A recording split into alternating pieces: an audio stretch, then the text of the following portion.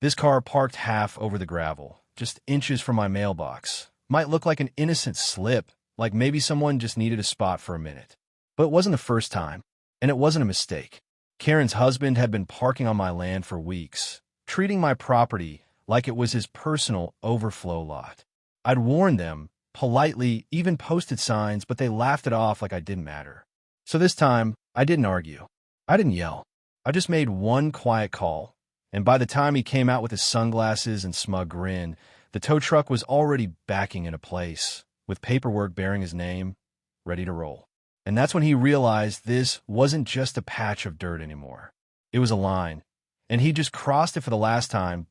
I wasn't always the kind of person who drew lines with stakes and string. But when you own a patch of land that's been in your family for generations, when you've worked that soil, repaired those fences, and watched the sun rise over it like it answers to you, you start to take boundaries seriously. My land sits just outside the edge of a newly developed HOA neighborhood. Before they showed up, it was nothing but fields, wildlife, and the occasional lost hiker. Peaceful, predictable. I live alone out here, not in isolation, just in intentional quiet. I built a modest house with my own hands. Keep the place clean. Keep the borders marked. And I've never needed more than a handshake or a wave to get along with a neighbor. But that kind of living doesn't mean much to people like Karen. Karen and her husband moved into the first model home that went up at the end of the cul-de-sac that butts up to my land. Within a month, she'd started the HOA. Within 2, she was the president. The way I heard it, she held the first vote at her kitchen table before half the homes were even sold. At first, I didn't think much of them. She came by once, clipboard in hand, asking if I'd be open to beautification cooperation with the HOA. That meant planting shrubs along the boundary line and signing a voluntary agreement to maintain my fence in visual compliance with their standards. I declined, politely. Her smile dropped about half an inch. Still, we left it there. I didn't make trouble, didn't cause noise. I minded my property, and I expected the same in return. That expectation didn't last. The first incident was small. I came home to find a silver SUV parked with its rear bumper just over the edge of my gravel entrance. Not much, just enough to crack the flow of the curve I'd shaped along the drive. I left a note. Private property. Please do not park past the boundary. Next day, same SUV. Same spot. I caught her husband standing beside it, coffee in hand, acting like the gravel was just part of the subdivision. When I politely told him the land belonged to me, he smirked and said, "You can't seriously care about 10 feet of gravel." That was the moment I knew what I was dealing with. So I did what any landowner with a bit of foresight would do. I pulled the plat maps from the county website, printed the boundary lines, and posted small but clear signage along the curve of my lot. Private property. No parking. No trespassing. I even marked the stakes with surveyor tape. Bright orange, hard to miss. They missed it anyway. Or maybe they ignored it. The SUV kept creeping further each week. Sometimes I'd find Karen's car there too, double parked like they owned both the land and the sky above it. I tried talking to them again. Told them straight up that I'd filed my property lines, that I had legal documentation. Karen just waved it off. "We're not hurting anything," she said. "It's just gravel." But it wasn't about gravel. It was about respect, about the line between neighborly and entitled. And they had crossed it with both feet and 4 tires. The HOA, meanwhile, had begun slipping flyers into my mailbox, which, by the way, they weren't legally allowed to do. Community cleanup day, parking courtesy reminder, shared responsibility for property presentation. All thinly veiled nudges trying to pull me into their orbit. I ignored everyone. Then came the incident with the landscapers. One morning, I woke up to find a crew trimming hedges along my fence line. Not my bushes, theirs. But the workers had driven onto my lot to access the corner they didn't feel like walking to from the other side. When I confronted the foreman, he shrugged and said he was told it was common edge zone. Whatever that meant. Karen must have told him it was fine. That was when I started photographing everything. Dates, times, license plates. I kept it all organized in a folder titled Boundary Violations, HOA, because I knew where this was heading. Every day, they pushed a little harder. And every day, I quietly prepared to push back harder. I didn't want a war. I wanted peace, the kind of peace that comes from mutual respect and knowing where your space ends and someone else's begins. But they were mistaking my silence for surrender. And if there's one thing I don't do, it's back down on land that's mine. They thought they were dealing with some soft-spoken rural guy who'd rather let it slide than make a fuss. What they didn't know was that the moment Karen's husband crossed my line with his car, he'd parked himself directly in the path of a lesson I'd been saving for just the right time. And the tow truck? It was already on my speed dial. The first time I left a note on his windshield, I kept it polite. Private property. Please don't park here again. Just a firm reminder. Not angry. Not threatening. I even signed it with my name. Figured if we were neighbors, we could at least handle it like adults. But when I saw him retrieve the note the next day, he just crumpled it up, stuffed it in his pocket, and gave a smug little smirk toward my front porch. Didn't even look around to see if I was watching. Just smug confidence. A few days passed. I let it go, figure maybe he got the message. But then it happened again. This time, both his car and Karen's were angled across the gravel edge of my land like they were squeezing into some imaginary overflow lot. Except this lot was my land, clearly marked, staked, and mapped out. I knocked on her door. Karen answered. She smiled, that tight-lipped kind of smile that says, I'm pretending to be polite so I don't have to actually listen to you. Oh, it's just temporary, she said before I could even finish the sentence. We've had guests and, well, our driveway isn't very spacious. Surely you understand. I do, I said, but my property isn't the solution to your guest list. She blinked at me like I was the rude one. It's just community overflow parking, she replied, using a phrase that didn't mean anything but sounded official enough for her to believe it. I shook my head, firm but calm. That's not a thing, Karen. And even if it was, you'd need permission, which you don't have. She rolled her eyes and shut the door. I should have expected what came next. A letter, folded neatly and stuffed into my mailbox without a stamp. Not from the city, not from the county. From the HOA. The header read, Courtesy Notice of Concern, Improper Use of Community Adjacency Space. I read it 3 times just to be sure I wasn't hallucinating. Apparently, I was being warned for unsightly signage, boundary hostility, and unauthorized obstruction of neighborhood flow. Translation: I had put up markers on my land, and Karen didn't like the fact that someone was pushing back. I laughed, out loud, the kind of disbelieving laugh that happens when the rules are being twisted so badly they start to snap. But I wasn't about to let this spiral into a shouting match. I'd dealt with enough self-important people in my life to know, when someone hides behind policy, they're usually afraid of something real. So, I did what I always do when someone tries to gaslight reality.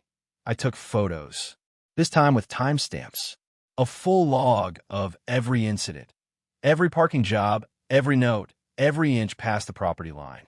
I began tracking it all, building a quiet folder of evidence that nobody could spin. But they weren't done.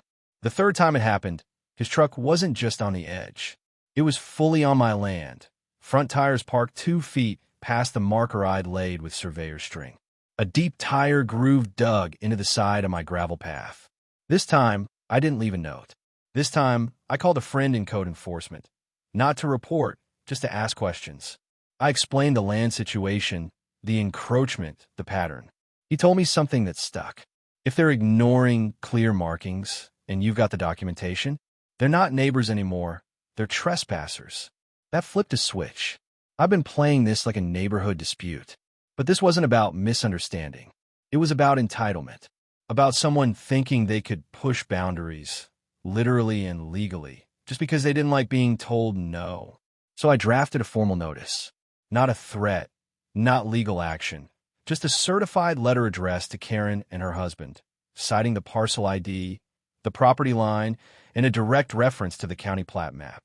I included a copy of the HOA Charter 2, the part that confirmed their jurisdiction ended well before my property began. I sent it via registered mail. 2 days later, I saw her husband reading it in the driveway. Then he looked over at my place and smiled. Not an apology. In challenge. That same afternoon, he parked again. Only this time, he backed in further, like it was a dare. So I stood in my yard, arms folded, and watched. No words. No yelling. Just eye contact. He waved. I didn't. That night, I moved one of my trail cams to face the entrance. I wanted every angle recorded because I knew, in my bones, that something big was coming. The kind of HOA drama that doesn't stop with warning letters or tight-lipped smiles. And that's when I made the call. To the tow truck company. Not to act just yet. No, I'm a patient man. I just wanted them on standby. I explained the situation, provided the footage, gave them the map. The dispatcher said, if it's on your land, it's fair game. I had the documentation. I had the plates. I had the time. All I needed now was one more parking violation.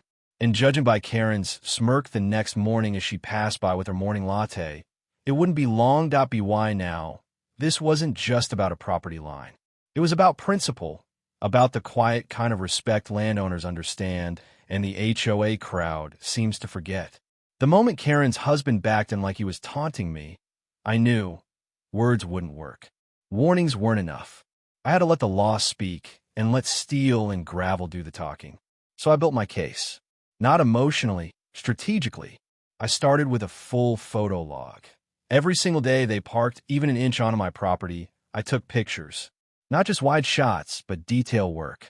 Tire tracks, shadows, reference points like my survey flags and trees. I added timestamps and GPS metadata.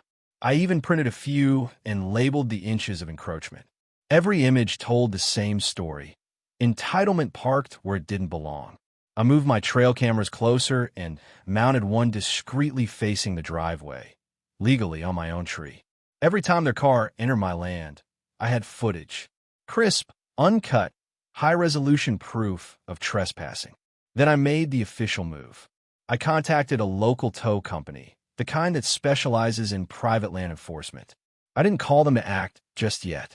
Instead, I walked them through everything, my documentation, my boundary map, and even the video clips. The manager, a guy named Roy, said, "You've got everything we need. One call, and we'll be there in 20. He wasn't kidding. Next, I looped in the county sheriff's office. I wasn't looking for a confrontation. I just wanted pre-clearance.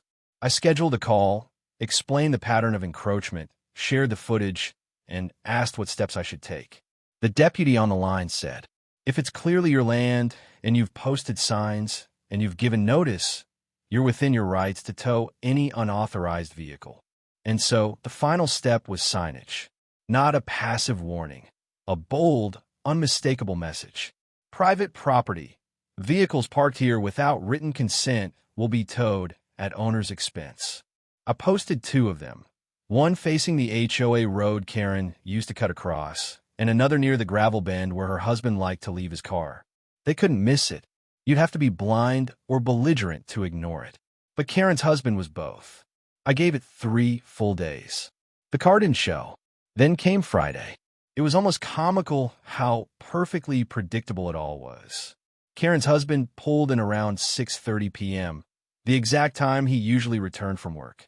Their driveway had a few guests parked in it, and instead of double parking, he did what he always did.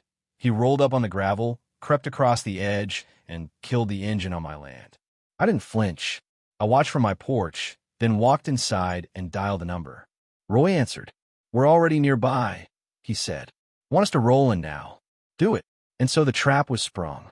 It took less than 10 minutes. The tow truck turned the corner with a quiet rumble, followed by another truck with lights on top. Not police, but their backup unit, ready to record and manage crowd control if needed. They didn't need to honk. They pulled in like a team that had done this 100 times, which of course they had. Karen came out first, clutching her phone, screaming something about unauthorized removal and neighborhood access rights. But Roy didn't respond. He just kept winching the vehicle. I stepped off my porch with a folder in hand. Copies of the survey, the property deed, the sheriff's pre-approval letter, and the signed towing consent form. Karen screamed, "You can't tow a car in our own neighborhood." I calmly handed her the documents. She snatched the first page and squinted, scanning for something to argue with. Her husband stormed out in slippers, shouting nonsense about public easements and guest parking rights. But I was done explaining. Roy looked at me. "We good?" I nodded. "Take it." And that's when the real silence hit. Watching someone else's car disappear down a gravel path, rear wheels lifted and hazard lights blinking. It does something to a person. Karen didn't speak again. Her husband just stood there, arms limp, stunned into place. The neighbors who'd peeked out from behind hedges and blinds? They watched too, and I knew the rumor mill would fire up in minutes. That was fine with me. I wasn't interested in revenge. I was interested in respect. The kind that only comes when the bluff gets called and the law takes the wheel. Back in my cabin that night, I sat with a cup of tea and my laptop open, reviewing the security footage. It was clean. No altercations, no shouting on my end. Just procedure, documentation, legal boundaries enforced. It wasn't a stunt. It was a statement. This land is mine.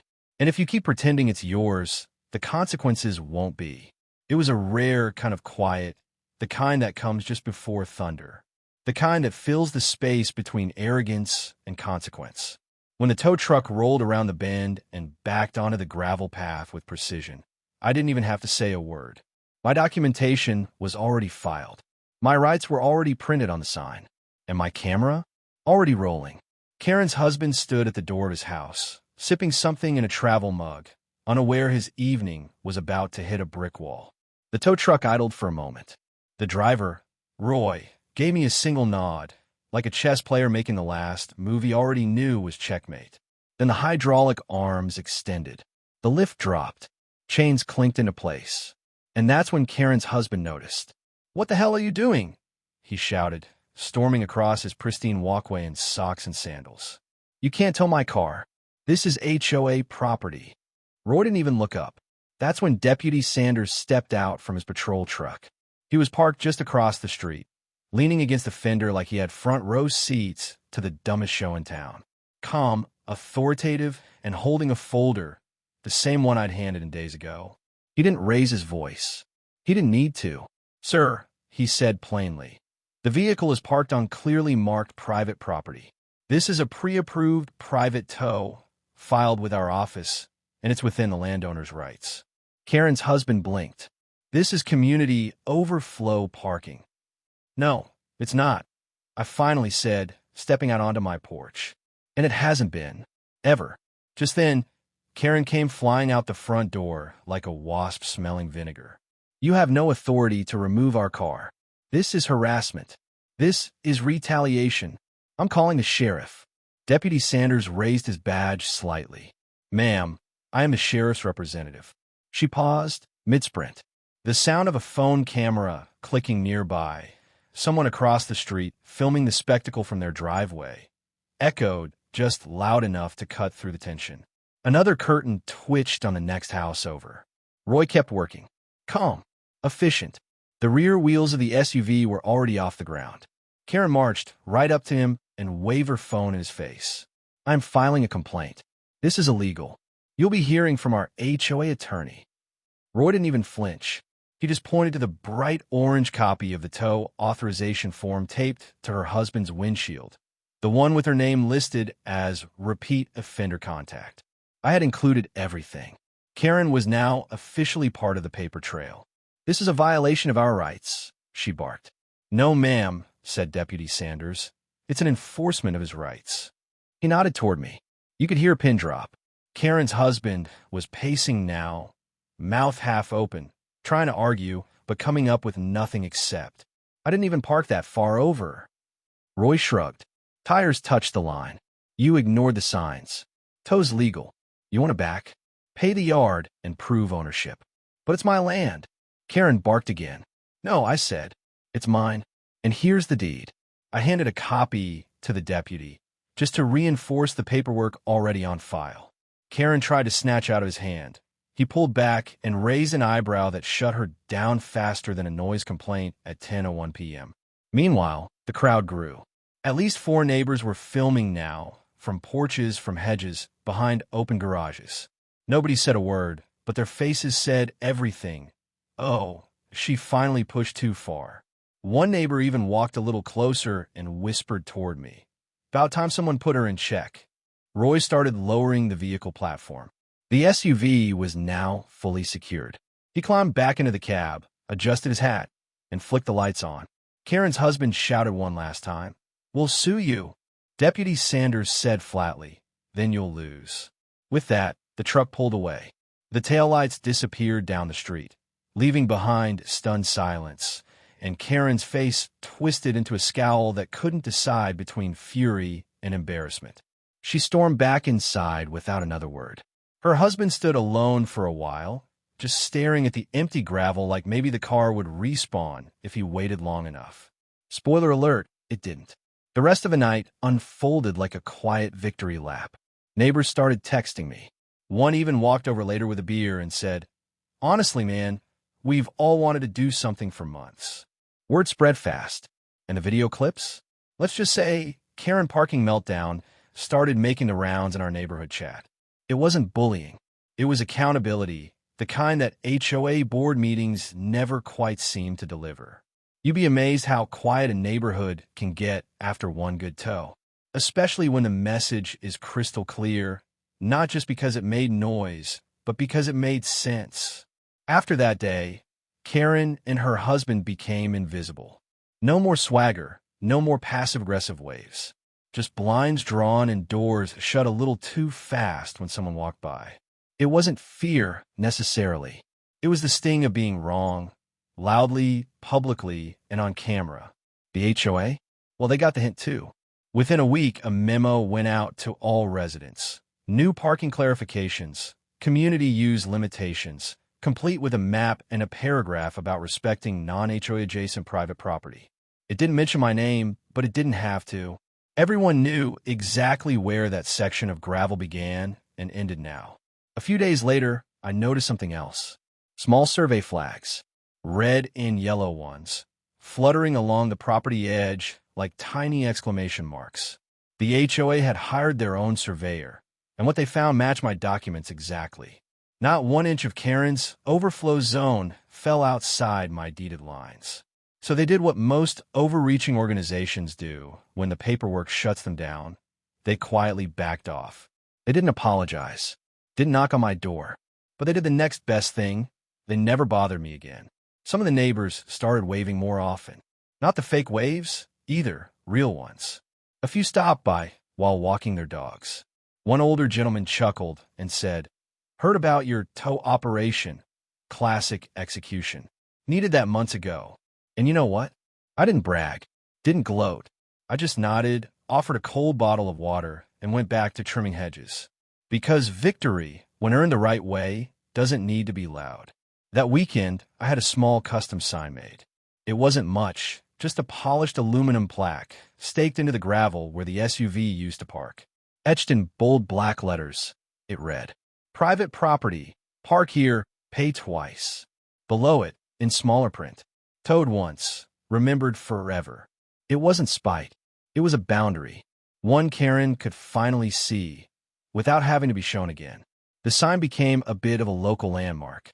Some people even took photos next to it. I overheard one teenager joking to his friend, "Dude, don't park there. That guy runs his land like Fort Knox." Maybe that was true. Or maybe I just understood what a deed actually meant, and how dangerous it is when people forget where their authority ends. But I didn't hold a grudge. I held the line, the one that ran along that stretch of gravel, backed by ink, stamps, and history. I planted wildflowers around the edges of that stretch by spring. Made it look nice. Fitting, really. Something beautiful growing right where someone tried to stomp all over what wasn't theirs. And as for Karen and her husband, they never spoke to me again. But they never parked there again, either. Sometimes that's all the resolution you need. If someone thinks your land is free parking, just show them the property line and make sure the tow truck has their name on file. Because once the paperwork's in place, the only thing left to move is their car. See, this wasn't about revenge. It wasn't about being petty. It was about proving once and for all that boundaries matter. That ownership isn't just a word. It's a responsibility. And when someone disrespects it, you don't have to yell. You just have to act. That's the thing about folks like Karen and her husband. They assume silence means permission. That if you don't react the first time, they've got free rein forever. But the truth? Real landowners know when to let things slide and when to draw the line in gravel. And when you draw it with a tow truck and a time-stamped photo log, it tends to stay drawn. So if you've ever felt like your space was being invaded or your patience mistaken for weakness, remember this. You don't need to escalate. You just need the right signatures, the right signs, and maybe a flatbed idling nearby.